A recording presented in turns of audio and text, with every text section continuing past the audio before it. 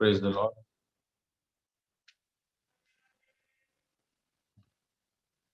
आज की सुबह हम परमेश्वर को धन्यवाद देते हैं कि उसने हमें दिन दिखाया और हम इस जूम मीटिंग के माध्यम से एक दूसरे के से रूबरू हो रहे हैं और परमेश्वर निश्चित तौर से हमसे आज बात करने जा रहे हैं। Hallelujah, hallelujah. परमेश्वर के नाम को महिमा मिले। हम उस योग्य नहीं, लेकिन फिर भी परमेश्वर हमें प्रेम करता है, हमें पसंद करता है, हमारी हर गलतियों को माफ करता है, हमारे व्याकुल मन को शांत करता है, क्योंकि उससे हमारी चिंता है। वो हमारा पिता है, वो हमें संभालता है। आइए सुबह हम प्रार्थना से भरे हुए हृदय के साथ हम परमेश्वर के करीब आए। किसी भी व्याकुलता हो, किसी भी तरीके के तूफान से होके हम गुजर रहे हो, लेकिन परमेश्वर आज आपको और मुझको अपने वचन से शांत करने वाला है। आइए हम दुआ के साथ शुरुआत करेंगे।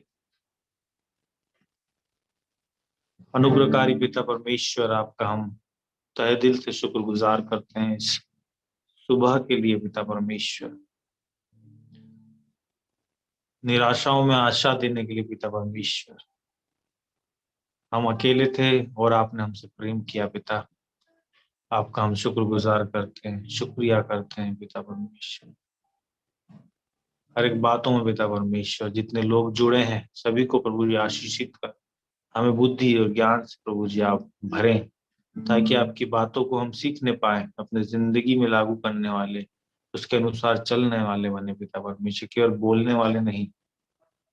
कई बार हम सिर्फ बोल देते हैं पिता परमेश्वर, लेकिन हम चाहते हैं प्रभु जी कि आपकी आत्मा इंटरवीन करे पिता परमेश्वर, हमारे मध्य में हमें जोड़े पिता परमेश्वर, ताकि प्रभु हमारा और आपका रिश्ता प्रभु जी फिर से, अगर वो दूर हो गए हैं प्रभु जी, फिर से हम मिल जाए पिता परमेश्वर। इस सुबह प्रभु जी हम पूरी रीति से अपने आप को आपके लिए समर्पण कर देते हैं पिता परमेश्वर। कैसे भी किसी भी तरीके के परेशानियों से होके गुजर रहे हो, लेकिन प्रभु जब आप साथ हैं तो हर युद्ध, हर बैटल प्रभु जी हम जीत सकते हैं। आगे के समय हम अगुवाई कर पिता। धन्यवाद प्रार्थना को सुनने के लिए। ये प्रार्थना हमारे उद्धार करता है यीशु मसीह के नाम से मांगते हैं, सुनने और ग्रहण कीजिए, आमीन। हालेलुया। आइए हम एक गीत को गाएंगे और उसके बाद में हम वचन में जाएंगे। और काफी सुंदर सा गीत है, आप सभी को आता है, हम मिल के गाएंगे।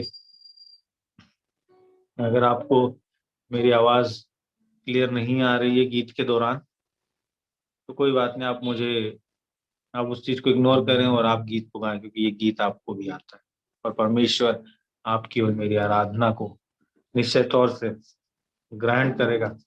हालेलुया। आइए इस गीत को गाते हैं।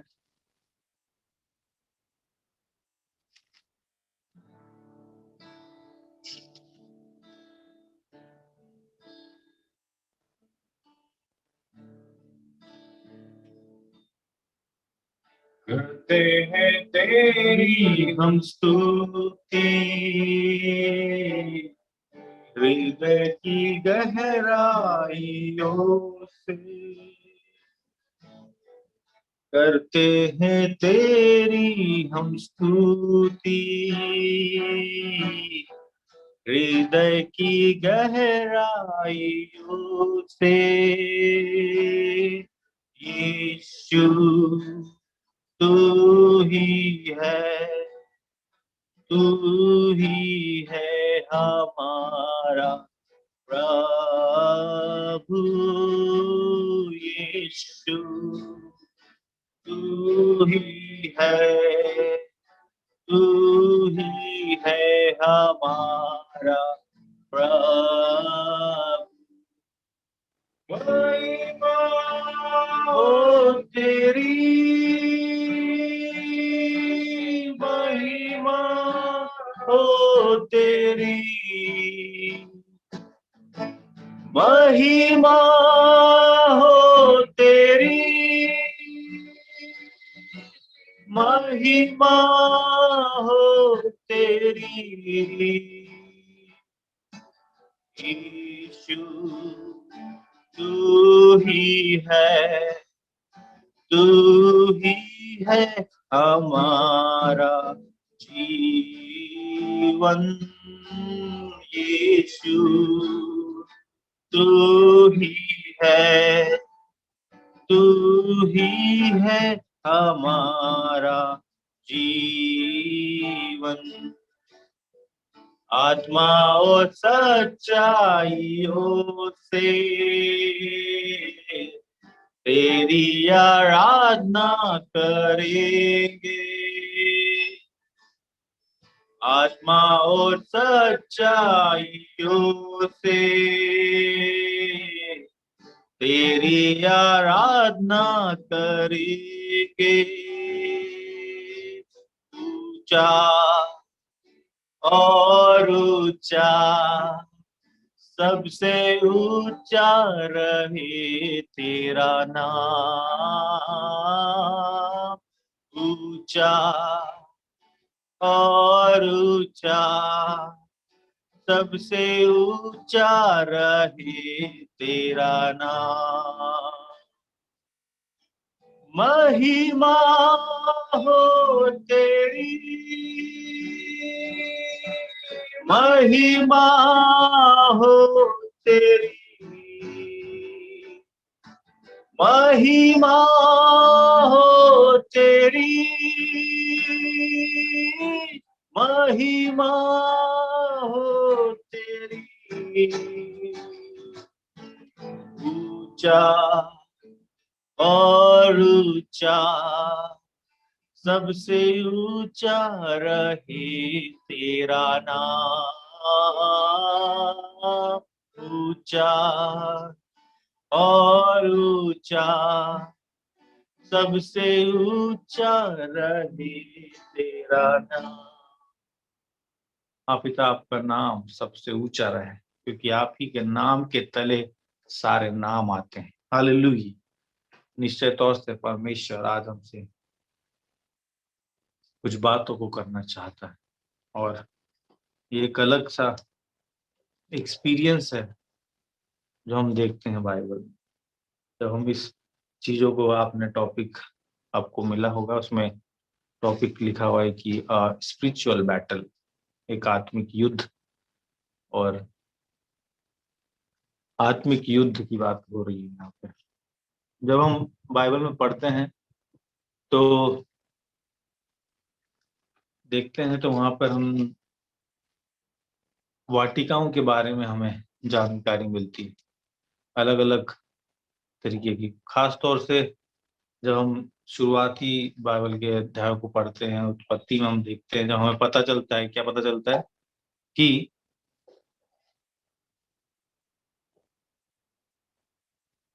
किस रीति से एक वाटिका थी जिसको हम अदन की वाटिका के नाम से जानते हैं, और वहां पर क्या हुआ कि अ, हम देखने पाते हैं कि वहां आदम और हवा को रखा गया, और उसके बाद में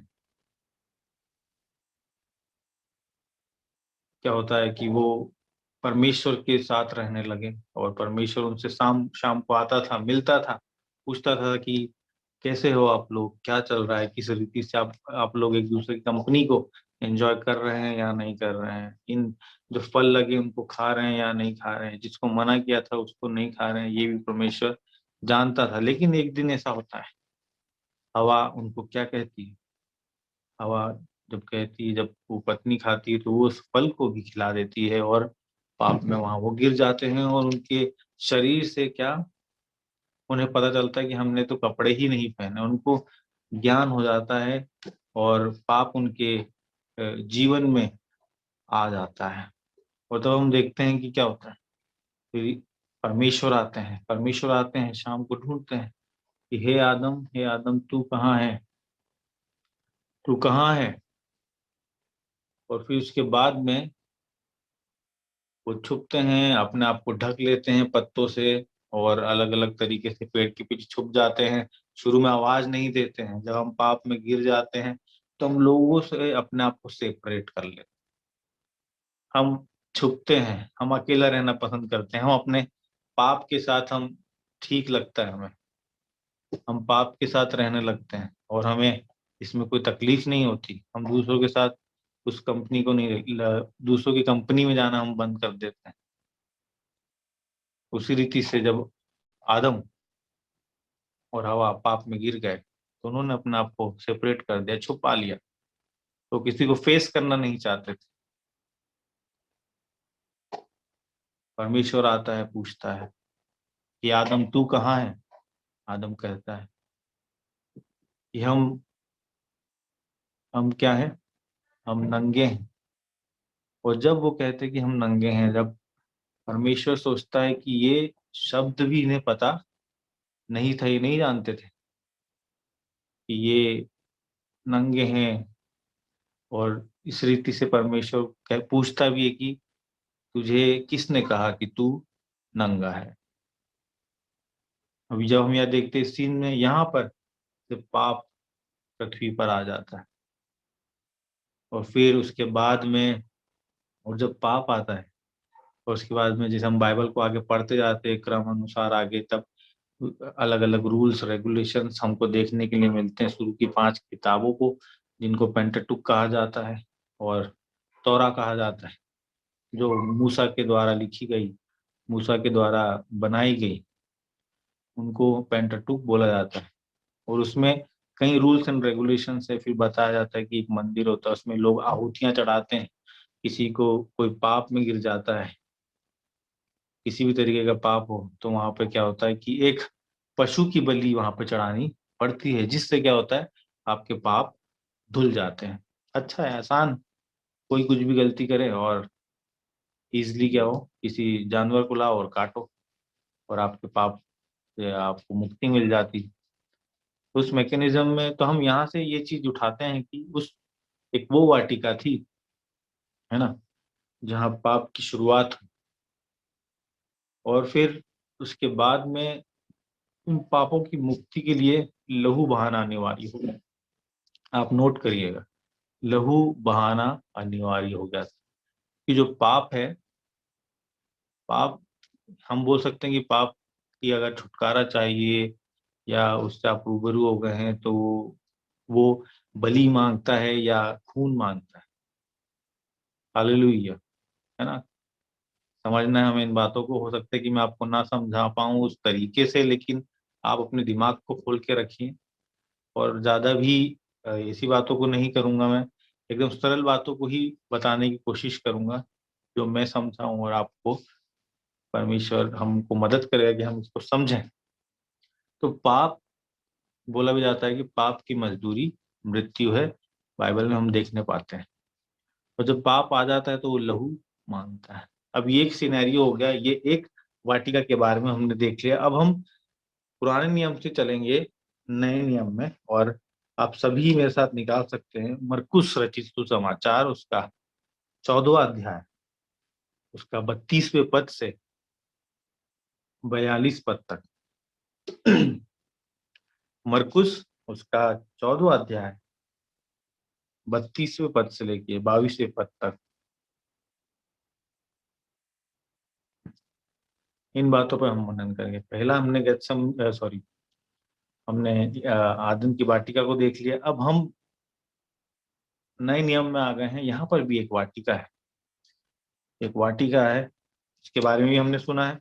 आज हम उसके इस पक्ष के बारे में भी समझने की कोशिश करेंगे, और इसको मैं पढ़ देता हूँ आप लोगों के लिए, ध्यान से सुनिएगा। मरकुस रचित सुसमाचार, उसका 14वां अध्याय 32वें पद से 42 पद तक। उसमें ऐसा लिखा है, फिर वे गत्समनी नामक एक जगह में आए और उसने अपने चेलों से कहा, यहाँ बैठे रहो जब तक मैं प्रार्थना करूं। और वह पतरस और याकूब और यूहन्ना को अपने साथ ले गया और बहुत ही अधीर और व्याकुल होने लगा। और उनसे कहा, मेरा मन बहुत उदास है, यहाँ तक कि मैं मरने पर हूँ। तुम यहाँ ठहरो और जागते रहो। फिर वह थोड़ा आगे बढ़ा और भूमि पर गिरकर प्रार्थना करने लगा कि यदि हो सके तो यह घड़ी मुझ पर से टल जाए, और कहा, हे अब्बा, हे पिता, तुझसे सब कुछ हो सकता है। इस कटोरे को मेरे पास से हटा ले। तो भी जैसा मैं चाहता हूँ वैसा नहीं, पर जो तू चाहता है वही हो। फिर वह आया और उन्हें सोते पाकर पतरस से कहा, हे शमौन, तू सो जा, तू सो रहा है सॉरी हे शमौन, तू सो रहा है, क्या तू एक घड़ी भी ना जाग सका? जागते और प्रार्थना करते रहो कि तुम परीक्षा में ना पड़ो। आत्मा तो तैयार है, पर शरीर दुर्बल है। और वह फिर चला गया और उन्हीं शब्दों में प्रार्थना की। फिर आकर उन्हें सोते पाया, क्योंकि उनकी आंखें नींद से भरी थीं और नहीं जानते थे कि उसे क्या उत्तर दें। फिर तीसरी बार आकर उनसे कहा, अब सोते रहो और विश्राम करो, बस घड़ी आ पहुंची है। देखो, मनुष्य का पुत्र पापियों के हाथ पकड़ाया जाता है। उठो, चलें, देखो मेरा पकड़वाने वाला निकट आ पहुंचा है। हालेलुया। परमेश्वर इस वचन को पढ़े और सुने जाने पे बहुत आशीष दे। आइए हम वचन की तरफ बढ़ते हैं, और हम जानते हैं कि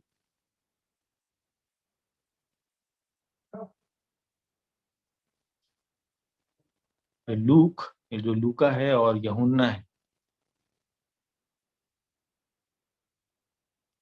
उन्हें पता था कि जो अपने आखिरी क्षणों में यीशु मसीह यरूशलेम गए, फिर वहां से बैथनी नामक जगह में के पास गए। उसके पास जो एक वाटिका जिसके बारे में हम बात कर रहे हैं, वो वहां जाकर यीशु मसीह क्या करते हैं?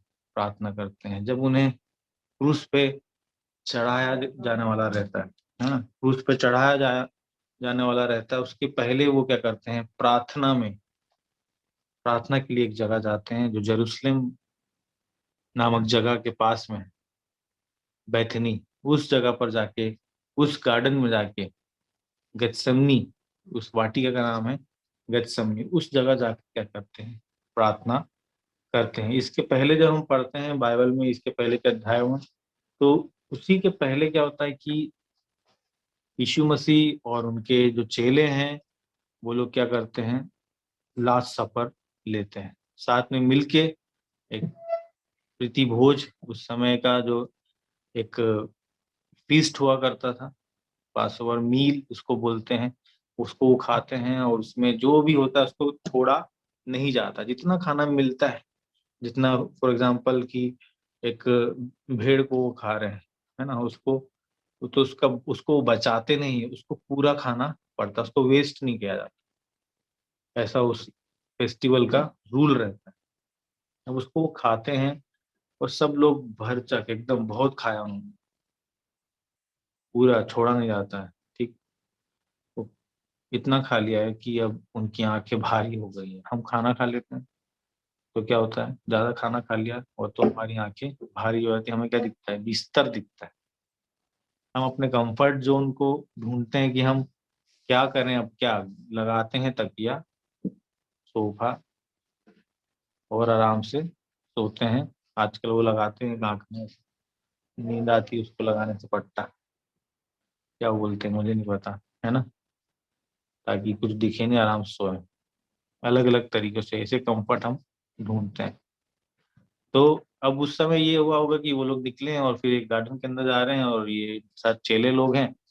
अब वो सोच रहे हैं कि अब गार्डन में जा रहे हैं तो गार्डन में पेड़ हैं, पौधे हैं, तो शायद यीशु मसीह ले जा रहा है हमको कि हम भी सोएंगे पेड़ वेड़ के नीचे, आराम करेंगे। उनने तो अपनी धारणाएं बना ली थी। यीशु मसीह उन्हें सिखाने जा रहा था कि हम इस पृथ्वी पर आराम का जीवन जीने नहीं आए। हम इस पृथ्वी पर अपने कंफर्ट जोन से निकलना है हमें, तभी हम परमेश्वर के साथ अपने रिश्ते को हम स्थापित कर पाएंगे और मजबूत कर पाए। कई बार हम सोते हैं, हमें नींद आती है और हम सोचते हैं कि हम सो जाते हैं, उसके बाद प्रार्थना करेंगे। ऐसी कई चीजें हैं जो हमें रोकती है प्रार्थना करने से। इतने 12 12 के 12 जो चेले थे साथ में थे उनके, और ऊपर से यीशु मसीह वहां क्या हो चुका था, व्याकुल हो चुका था, और उसको बार बार इन्हीं बातों के बारे में सोच रहा था। यीशु मसीह जानता था कि इनके साथ क्या होने वाला है आने वाले समय में। यीशु मसीह जानते थे कि आगे उनके साथ क्या होने वाला। वो व्याकुल हो चुके थे और इस बात के बारे में सोच रहे थे, इसलिए वो जाते हैं और उस गैथसेमनी में प्रार्थना करते हैं।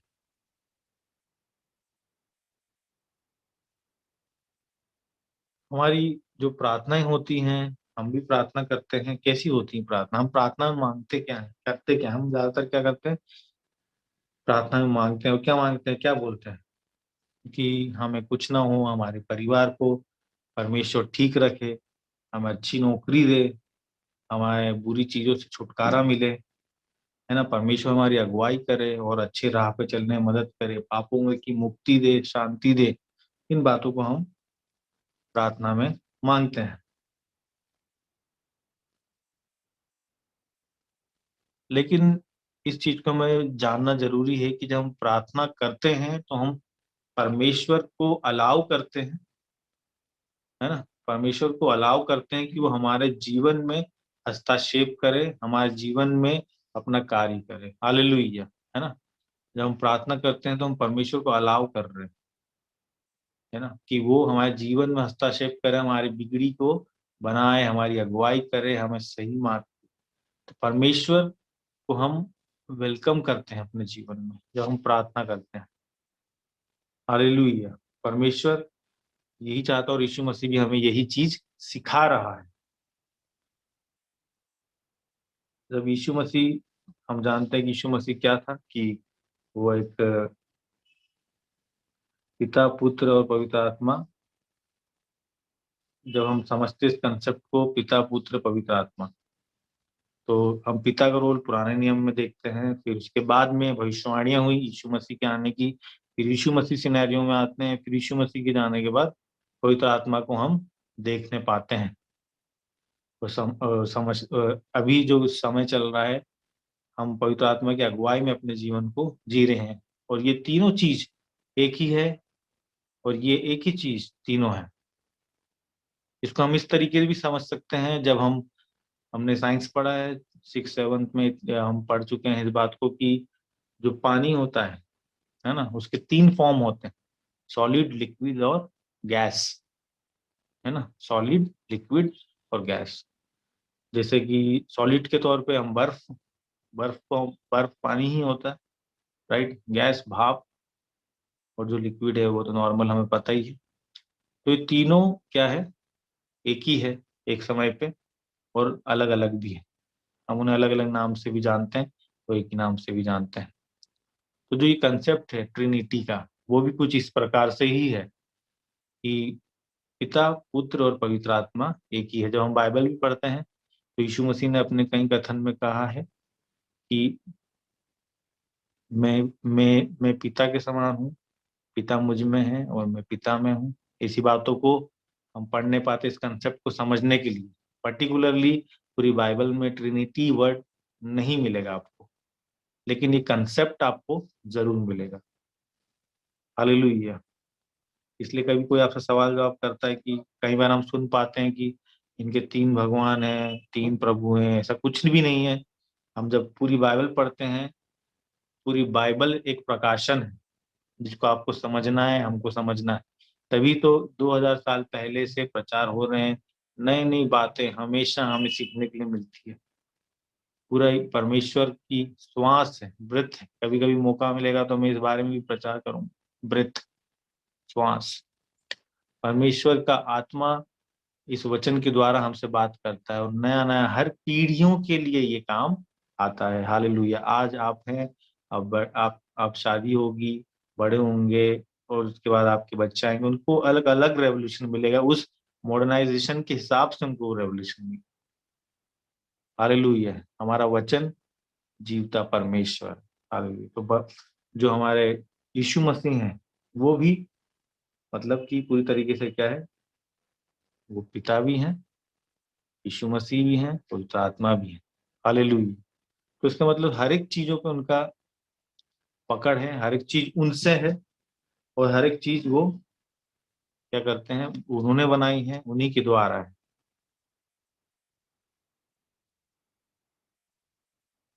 और वो अभी क्या है, अब यीशु मसीह, सब कुछ उन्हीं के द्वारा है, और अभी यीशु मसीह व्याकुल है। ये वही यीशु मसीह है जो पानी पर चला था। ये वही यीशु मसीह है जिसने 5,000 लोगों को खिलाया था। ये वही यीशु मसीह है जिसने दुष्ट आत्माएं निकाली थी। तो ये वही यीशु मसीह है जिसने रोगियों को चंगा किया था, लाजर को जिंदा किया था। लेकिन अब वो यीशु मसीह व्याकुल है, व्याकुल है। उसे पता है कि क्या होने वाला है, क्योंकि उसके सामने क्या था, एक बहुत ऐसी चीज थी जो कभी हुई नहीं और ना कभी हो पाएगी। उस चीज के लिए यीशु मसीह तैयार हो रहा था। इतना पावरफुल, हर चीज को करने वाला परमेश्वर अभी क्या है, व्याकुल है। इस चीज को हमें समझना है। व्याकुल है, उसे समझ नहीं आ रहा है। उसे एक अलग सी एक फीलिंग आ रही है। फिर यीशु मसीह के बारे में हम पढ़ते हैं कि वो, और इस चीज को हमको जानना भी जरूरी है कि जो यीशु मसीह है वो 100% डिविनिटी, डिवाइन थे, और 100% मनुष्य थे, है ना। क्योंकि हम देखते हैं यीशु मसीह क्या करते थे, चंगाइयों को देते थे, जो कि एक डिवाइन का साइन है ना। चंगाइयों को देते थे, मुर्दों को जिलाते थे, अद्भुत कार्य करते थे। और उसी पल देखते हैं कि वो नॉर्मल व्यक्ति के तौर पे भी थे। यीशु मसीह रोते थे, यीशु मसीह हंसते थे, यीशु मसीह मजाक उड़ाते थे, व्यंग करते थे, और अपनी माता का आज्ञा को मानते थे, उनके साथ रहते थे, उनकी मरते वक्त तक उनकी उन्होंने फिक्र की। हर एक चीज उनके, उनकी जो थी मनुष्य के गुण उनमें थे। उन्होंने अपने जीवन से इस बात को हमको बताया कि मैं जो इस शरीर के साथ में आया हूँ, और जो तकलीफें मुझे हो रही हैं वो हर व्यक्ति को होती है। जो आनंद खुशी जो मुझे मिल रही है, जो भावनाएं जो मुझे मिल रही है, वो हर व्यक्ति को मिलती हैं। वो अनुभव से होकर गुजरता है। लेकिन फिर भी परमेश्वर की आज्ञा का पालन करना मैं इसी शरीर के द्वारा आप लोगों को दिखाऊंगा। हालेलुया। तो उसने करके बताया है। ऐसा नहीं कि जाओ भाई कर लो, ऑर्डर दे दिया उधर, और कि तुम ये कर लो वो कर लो, खुद नहीं कर रहे हैं। कहीं हो रहा था फैक्ट्री में, सुपरवाइजर जो लोग रहते हैं वो बोलते हैं कि ये करो, ढंग से नहीं कर रहे, तो क्या वो लेबर लोग कुड़कुड़ाते हैं, क्या बोलते हैं, पहले खुद करके देख लो फिर बात करना। तो तुम इधर होगे तो तुम्हें पता चलेगा, ऐसा बोलते हैं, कुड़कुड़ाते हैं। ऑफिस में होता है, जहाँ होते हैं हम वैसा हम सोचते हैं बिल्कुल। लेकिन यहाँ यीशु मसीह खुद करके बताया है। हालेलुया। अद्भुत परमेश्वर। ऐसा नहीं है, वो बॉस बन के नहीं रहा, लेकिन वो आप और मैं जिस लेवल पे हैं उस लेवल पे आ गया। उस कंफर्ट जोन को छोड़कर, उस कंफर्ट जोन को छोड़कर, जहाँ कोई कमी नहीं, कुछ भी नहीं, मतलब सब उसका है, सब कुछ बनाना है। समझ सकते हैं आप। उस चीज को छोड़ के वो आता है, और अभी वो क्या है, व्याकुल है।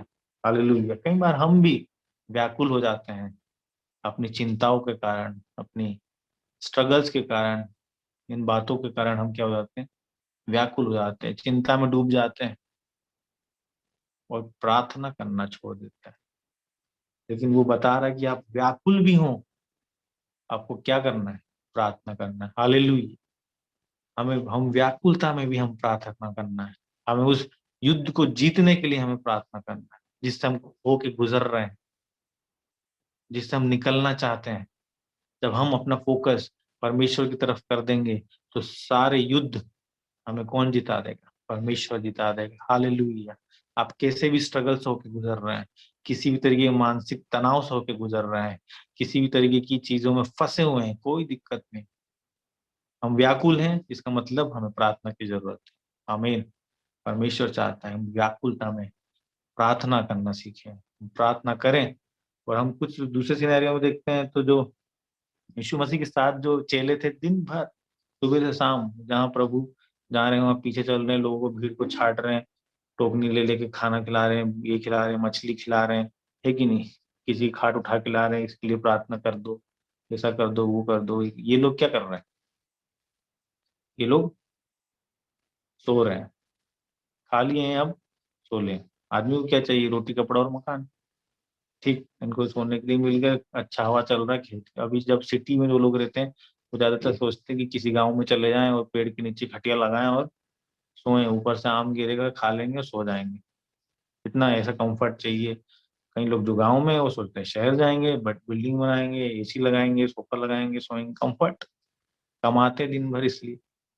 तो ये जो प्रभु यीशु मसीह के साथ चलते उठते बैठते हमेशा रहने वाले लोग, है ना, बडीज, है ना, आज की लैंग्वेज में हम बोलते हैं कि बडीज जो हमेशा रहते हैं साथ में, ऐसे लोग जिन्हें पर यीशु मसीह को जाना, यीशु को ग्रहण कर लिया, उसके वचनों पे चलने लगे, लोगों के लिए दुआ करने लगे, सीखने लगे, उनका भी अपना एक अलग फेम वहां पे था।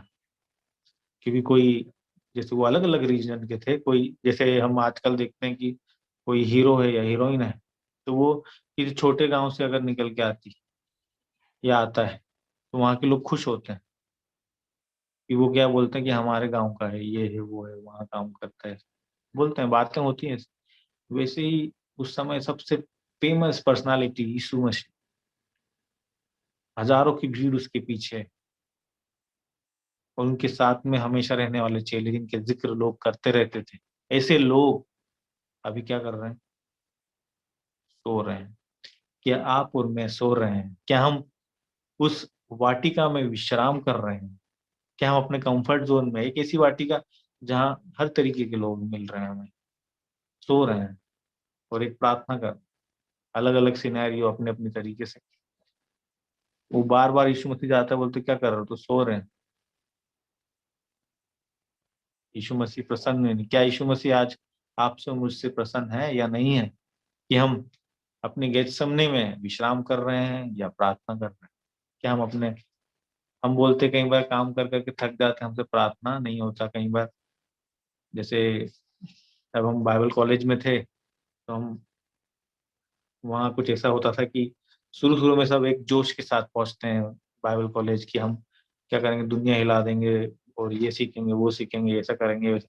सबसे पहले क्या करते हैं, वहाँ दो बेड होते हैं, I mean double decker bed जो होते हैं हॉस्टल्स में। तो जो नीचे रहता है वो क्या करता है, उसको उसको अपने ऊपर की जो बेड होता है वहां पे एक लिस्ट चिपका देता है। अगर अभी ये मीटिंग डिसकंटिन्यू हो जाएगा, क्योंकि समय अगर ज्यादा निकल जाएगा, तो आप लोग इसको रिज्वाइन करिएगा। फिर आगे का प्रचार और आगे की बातों को हम सीखेंगे। ज्यादा वक्त मैं नहीं लूंगा और अपनी बातों को खत्म करूंगा, है ना। तो जो एग्जाम्पल में दे रहा था, क्या होता है कि उसके ऊपर वो चिपकाते थे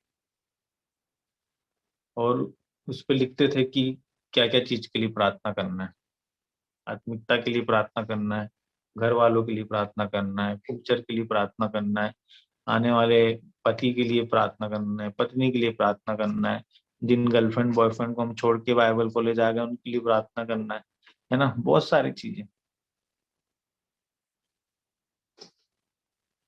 हाँ, फाइनेंस कहाँ से मिलेगा, हमको सपोर्ट कौन करेगा, उन सपोर्टर्स के लिए, उनके लिए, ऐसे करके प्रार्थना। और हर दिन हम जो न्यू न्यू कमर्स होते थे वो उसके लिए प्रार्थना करते थे। पहले दिन आते थे, कुछ दिन तक थे, हर एक विषय के लिए प्रार्थना, आधा घंटा 1 घंटा प्रार्थना पूरे अच्छे से कवर करके फिर सोते थे। फिर उसके बाद कुछ दिन हो गए, जैसे जैसे पुराने होते गए, 6 महीने 1 साल बीत गया, तो उनकी तरफ देखते थे और फिर लाइन से पढ़ देते थे सबको, और फिर उसके बाद बोलते थे कि प्रभु इनको पूरा करना, आमीन। जैसे जैसे पुराने होते जा रहे हैं, ऐसा टाइम आ जाता था कि उसकी तरफ देखते थे और हाथ रख देते थे और बस प्रार्थना कर देते थे, और वो चीज, वो तो बोलते थे कि आमीन। तो जितने पुराने हम होते जाते हैं, क्या हमारा जो जोश होता है परमेश्वर में वो कम हो जाता है। हमें फिर से आत्मा में भरने की जरूरत है। हम दूसरों को ना देखे, दूसरों क्या करते हैं, दूसरों को दोष ना लगाए, दूसरों पे जज ना करें। लेकिन हम क्या कर रहे हैं, हमारी रिस्पॉन्सिबिलिटी है। क्या हमारा जीवन प्रार्थना का जीवन है?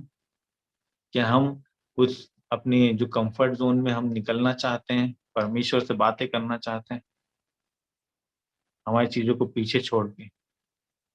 मैं अपने पर्सनल एक्सपीरियंस से बोलता हूँ कि आप जो भी प्लान बना लो, आप जो भी सोच लो कि प्रभु ऐसा करना है, नहीं।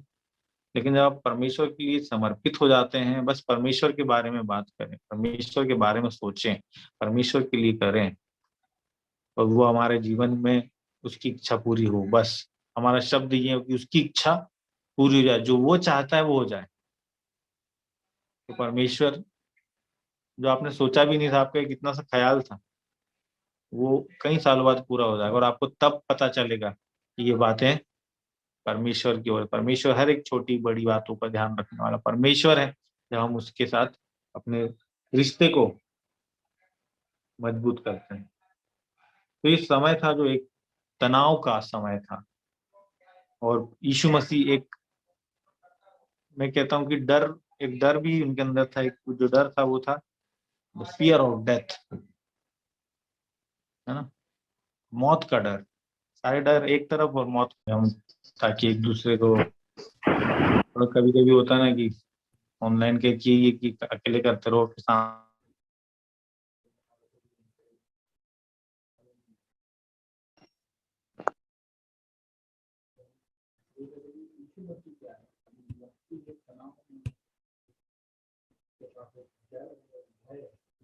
भैया आपका म्यूट हो गया है।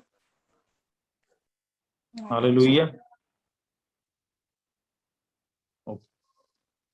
तो हम देख रहे थे कि एक जो यीशु मसीह है वो एक मौत के डर से, मौत का डर है उनको, और एक तनाव से होकर गुजर रहे हैं, एक आत्मिक युद्ध में फंस गए हैं। और इस तरीके से उन्हें मालूम है कि कुछ समय के बाद उन्हें पकड़ाया जाएगा, और उन्हीं के बीच का एक व्यक्ति जो चेला था उन्हीं पकड़ाएगा, और उसके बाद में क्या होगा, उनको क्रूस पे चढ़ाया जाएगा। और इस डर को यीशु मसीह जानते थे और पहचानते थे, और उससे होके गुजरने वाले थे। एक आत्मिक युद्ध यहाँ पर हमको देखने के लिए मिलता है। अगर यीशु मसीह इस आत्मिक युद्ध को देख रहे थे और महसूस कर रहे थे, है ना, मौत का डर से भी पहले, एक ऐसा ऐसा जगह जहाँ पर यीशु मसीह क्रूस पे चढ़ा जाने वाला, और वहां पे बात हो रही है यहाँ पर यीशु मसीह और परमेश्वर के बीच में एक वार्तालाप हो रहा है। जब हम वचन पढ़ते हैं, हमने पढ़ा है, उसमें लिखा है कि यीशु मसीह कहता है कि चौथी से पद में, और उन, जब वो कहता है इन शब्दों को कि मैं बहुत ही अधीर और व्याकुल होने लगा हूँ। यीशु मसीह व्याकुल हो चुका था, और बोलता है कि मेरा मन बहुत उदास है, यहाँ तक कि मैं मरने पर हूँ। है ना, अभी यीशु मसीह क्रूस पे चढ़ाया गया नहीं, उसके पहले वो क्या बोल रहा है कि मैं मरने पर हूँ, मुझे ऐसी जैसा लग रहा है कि मैं मर जाऊंगा। है ना, ऐसा कभी हो सकता है, कभी ऐसा किसी को महसूस हुआ है कि नहीं हुआ है? कभी ना कभी कहीं बीमार हो जाता है तो ठीक है, लेकिन उनको ये महसूस होता है कि मैं मर जाऊंगा, क्या होगा, एक डर, मरने के पहले का डर। यीशु मसीह को, उस यीशु मसीह ने उस चीजों को समझा, उसको वो महसूस कर रहे थे। और फिर यीशु मसीह ने क्या किया, फिर वो थोड़ा आगे बढ़ा और जमीन पर गिर कर प्रार्थना करने लगा, यदि हो सके तो यह घड़ी मुझ पर से टल जाए। यीशु मसीह परमेश्वर से कह रहा है कि हो सके तो परमेश्वर ये समय मुझसे चले जाए। कई बार हम व्याकुल हो जाते हैं, परेशान हो जाते हैं, परमेश्वर को बोलते हैं कि परमेश्वर ये चीज मुझसे हटा ले, ठीक कर दे। होता है ऐसा, है ना? तो यीशु मसीह खुद कह रहे हैं कि ये समय मेरे सामने से हटा ले परमेश्वर। हे अब्बा, हे पिता, तुझसे सब कुछ हो सकता है, इस कटोरे को मेरे पास से हटा ले। क्या बोलते हैं, इस कटोरे, जो मौत का जो कटोरा है, वो यीशु मसीह उसको हटाने की बात कर रहा है। कई बार ऐसा होता है, हम अपनी इच्छाओं को पहले समय या पहले रख देते हैं, लेकिन यीशु मसीह एक जवाब देता है दोस्तों। क्या बोलता है वो कि तो भी जैसा मैं चाहता हूं वैसा नहीं, तो भी जैसा मैं चाहता हूं वैसा नहीं, पर जो तू चाहता है वही हो। हालेलुया। हम व्याकुल हो, हम उदास हो, हम हमारी चीजों से परेशान हो, लेकिन हमें कहना है परमेश्वर तेरी इच्छा पूरी हो जाए। कई बार लोग प्रार्थना करते हैं कि ऐसा हो प्रभु, ऐसा हो, लेकिन वैसा होता नहीं। क्यों? क्योंकि परमेश्वर की इच्छा उसमें नहीं है। डिस्करेज होने की बात नहीं, परमेश्वर ने सोचा है, परमेश्वर से आपने प्रार्थना किया है। कभी कभी जवाब दो तरीके के होते हैं, एक हाँ या ना। हम बोलते हैं परमेश्वर से जवाब मांगते हैं ना, राइट? तो परमेश्वर क्या करता है? परमेश्वर जवाब देता है हाँ या ना। अगर उसने ना बोला है तो कुछ सोच के ही बोला होगा। हालेलुया। बनाने वाला ज्यादा बड़ा होता है, राइट? बनाने वाला जानता है सब चीजों को कि क्या अच्छा है और क्या बुरा है। तो वो कभी कभी उसका जवाब भी होता है कि ना। तो उस जवाब को हमें ग्रहण करना है। हमको परमेश्वर को कहना है कि मेरी इच्छा नहीं, लेकिन परमेश्वर तेरी इच्छा मुझ में पूरी हो जाए। हालेलुया। अगर यीशु मसीह ये बात नहीं कहता वहां, अगर यीशु मसीह ये बात नहीं कहता और फिर क्या करता उसके बाद में, तो हम देख नहीं पाते कि इतना यीशु मसीह की मृत्यु के बाद जितना प्रचार यीशु मसीह ने किया था, उससे ज्यादा पूरी दुनिया में यीशु मसीह का प्रचार हुआ है। हालेलुया। पूरी दुनिया इसको जानती है, पूरी दुनिया यीशु मसीह पे विश्वास रखती है। आप विश्वास रखते हैं, मैं विश्वास रखता हूँ, क्योंकि ये जो घटना है ये यरूशलेम में हो रही है, इजराइल। हालेलुया। वहां उसके बाद में वो वचन फैलता हुआ सारी जगह होते हुए कहाँ कहाँ पहुंच गया है? इंदौर पहुंच गया है, अंबिकापुर पहुंच गया है, छत्तीसगढ़ में फैला हुआ है। सोच सकते हैं भाषा, इजराइलियों की ये यहूदी भाषा, आरामी भाषा, राइट, इंग्लिश वगैरह वगैरह, ये वो, अब हिंदी, उरांव, हैं, छत्तीसगढ़िया, इन भाषाओं में हमारे पास है। क्यों? यीशु मसीह के बलिदान के द्वारा। क्योंकि यीशु मसीह ने क्या कहा कि मेरी नहीं, परमेश्वर तेरी इच्छा हो पूरी हो जाए। परमेश्वर का प्लान बड़ा प्लान है, यूनिवर्सल प्लान है आपके लिए, मेरे लिए। क्या है? एक यूनिवर्सल प्लान है जो केवल आपका व्यक्तिगत नहीं, लेकिन इस पूरे समाज के लिए, इस पूरी पृथ्वी के लिए है। आपने जो परमेश्वर ने आपको एक मसीह परिवार में जन्म दिलाया है, या आप परमेश्वर को जानने लगे हैं वचन के माध्यम से, इसके पीछे परमेश्वर का प्लान है, परमेश्वर की इच्छा है। हर एक परिस्थिति में हमें कहना है कि परमेश्वर आपकी इच्छा पूरी हो जाए। हालेलुया। यीशु मसीह ने क्या कहा वहां पे? क्या करा उसने सबसे पहले? अगर अपने प्रेम को दर्शा दिया, है ना? जब हम प्रेम को दर्शाते हैं तो क्या करते हैं? अगर आप अपने माता पिता से प्रेम करते हैं तो क्या करते हैं? उनकी आज्ञाओं को मानते हैं। हालेलुया। यीशु मसीह ने क्या करा? अपनी परमेश्वर की आज्ञा जो थी उसको ग्रहण कर लिया, जैसा था उसने मान लिया। हम यूहन्ना 14:13 में भी लिखा है कि अगर तुम मुझसे प्यार करते हो तो मेरी आज्ञाओं को मानोगे। हालेलुया। क्या आप परमेश्वर से, यीशु मसीह से प्यार करते हैं? हम सोचें कि हम मुझसे प्यार करते हैं, क्या हम उसके अधीन रहना चाहते हैं, तो उसकी इच्छा पूरी करें। हालेलुया। अपनी इच्छा पूरी ना करें। अगर हमें ये युद्ध जीतना है, हमारी हर व्याकुलता पे प्रबल होना है, तो हमें इसके लिए क्या करना पड़ेगा? परमेश्वर की आज्ञाओं को मानना। हालेलुया। पूरी रीति से परमेश्वर की तरफ अपने आप को चढ़ा देना।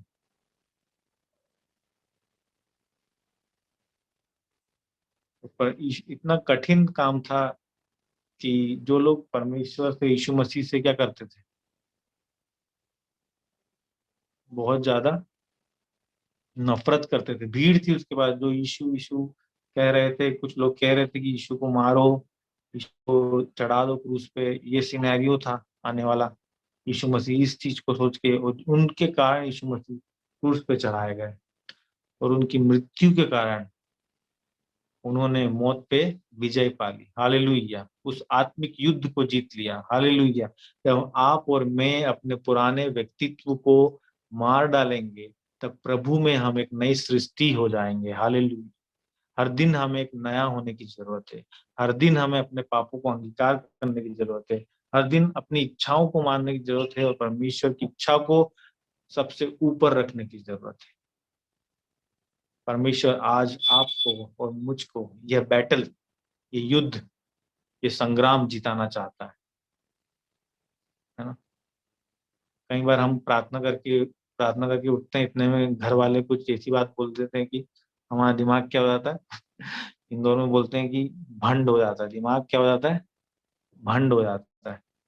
ठीक, या फिर दिमाग एकदम, हम सोचता है प्रार्थना करके आए हैं और ये ऐसी बातें कर रहे हैं, और हम उस समय जैसा आप प्रार्थना करोगे वैसे ही आपको शैतान क्या अटैक करता है अपने परिवार के। तुमको पता नहीं, भोले भाले लोग हैं घर वाले, लेकिन क्या पता कुछ बोल देते हैं अचानक से, या फिर कोई दोस्त आ जाएगा, किसी का फोन आ गया कुछ।